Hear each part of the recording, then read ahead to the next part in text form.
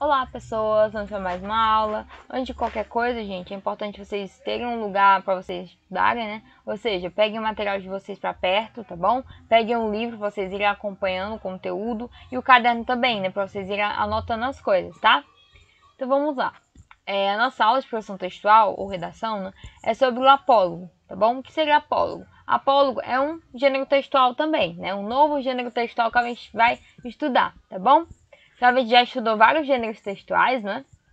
A gente viu as características desses textos, né? Para que eles servem, né, na sociedade, que a gente chama de finalidade, né?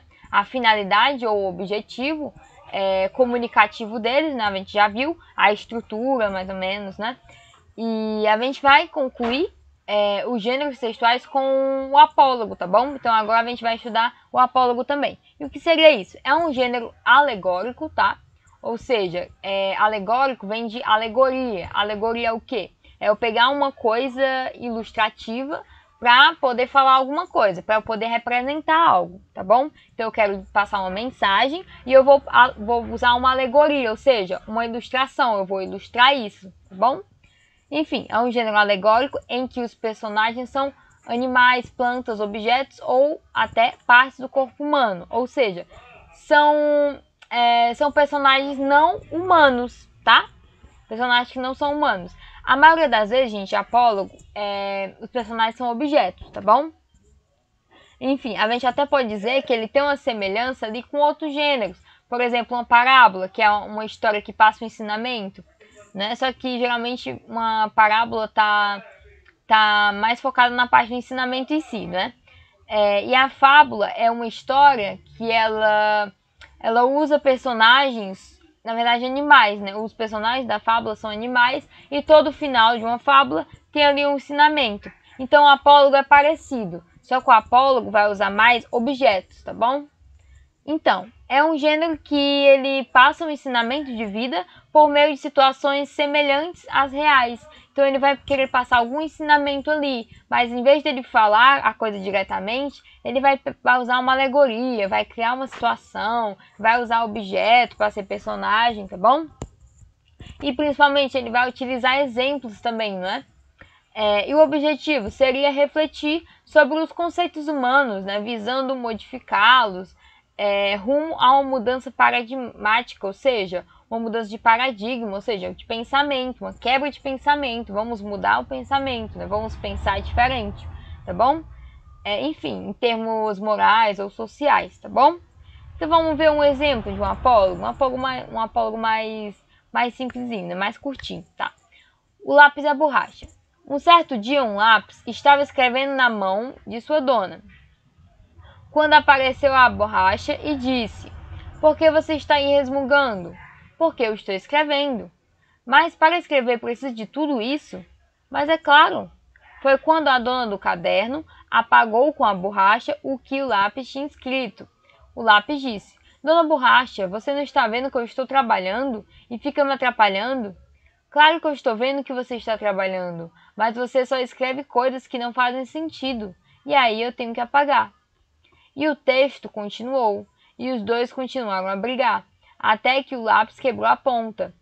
E a sua dona pegou o apontador e apontou o lápis. Mas apontou tanto que o lápis ficou pequeno, e a borracha falou: "Ah, você ficou pequeno e vai ser jogado fora, enquanto eu continuo grande e bonita." O lápis foi jogado fora, sem ter terminado a história, e a borracha começou a incomodar o lápis, que substituiu o velho que foi jogado no lixo. Então, primeiro vamos refletir um pouquinho sobre essa história, né? Antes da gente responder esses exercícios aqui. A gente tem uma história bem simples, né? Que ela tá falando ali dos personagens, né? O lápis e a borracha. E aí essa história no final, ó, vamos voltar aqui. O lápis ele foi jogado fora, né? Ou seja, ele ficou pequenininho, jogou fora e a pessoa pegou um novo lápis, né? E a borracha continuou perturbando o novo lápis, no caso, né? Então a gente percebe que é uma história que está passando uma ilustração, né? Ela está usando uma situação, claro, né? Um lápis não vai conversar com a borracha de verdade, mas é uma situação bem cotidiana, né? Você escrevendo com um lápis de boa. Então ele está pegando uma situação, está usando como alegoria, ou seja, estou usando para ilustrar alguma coisa que ele quer falar, no caso, tá bom? Enfim, diga quem são os personagens da história e essa história pode ser considerado um apólogo. Por quê? Então vamos lá. Quem são os personagens? É o lápis e a borracha, né? Inclusive é o título da história, o lápis e a borracha, tá bom? E por que ela é considerada um apólogo? Ela é considerada um apólogo porque ela tem personagens inanimados, ou seja, são objetos, tá bom? Então, se eu vejo que tem objetos que estão tendo um papel de personagem da história, eu já posso dizer que é um apólogo, ok? Então, o que a gente pode concluir disso aqui? A gente pode concluir que o apólogo ele é um gênero textual, que ele é curto, ele não tem uma linguagem muito difícil, né? A linguagem é fácil, né? Vamos só voltar aqui pra gente ver. É uma linguagem simples. As histórias geralmente são histórias curtinhas que vão passar ali alguma situação, né? Vão passar algum ensinamento, vão usar algum exemplo, vão pensar numa forma de falar aquilo usando objetos, como se os objetos pudessem viver as coisas que as pessoas vivem, tá bom? Então aqui a gente tinha uma briga, né, entre dois personagens, que um tava trabalhando, o outro tava atrapalhando ele, enfim.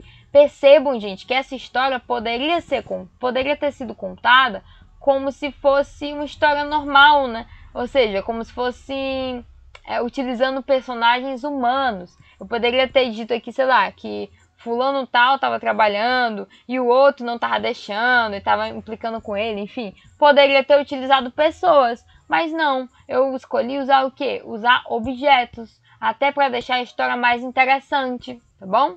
Então, por isso que ele usou dois objetos, né? Dois seres inanimados. Mas esses seres estão personificados, ou seja, estão agindo como se fossem pessoas, tá bom? Então é só isso que vocês precisam ter em mente sobre o apólogo, tá? Enfim, espero que vocês tenham entendido, né? Foi uma aula bem curtinha, né? Porque é um gênero bem simples em relação aos outros que a gente estudou, né? Acessem o site da escola, tá? Para vocês terem acesso ao conteúdo e a agenda digital de vocês também, tá? Para vocês fazerem as atividades que estão orientadas lá. E se vocês tiverem dificuldade, vocês podem rever essa aula e as outras também, tá bom? E até a próxima aula.